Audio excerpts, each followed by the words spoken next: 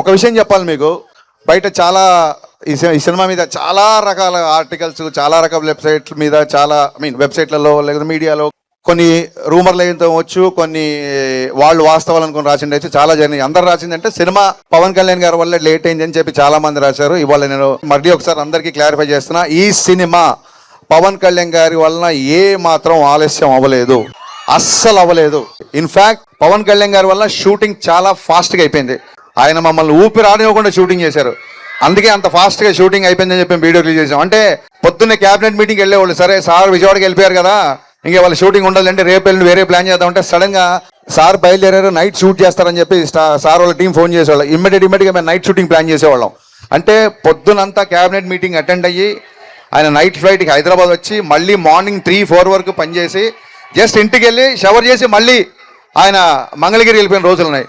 కొన్నిసార్లు 18 గంటలు 20 గంటలు ఆయన పనిచేసిన సందర్భాలు ఉన్నాయి.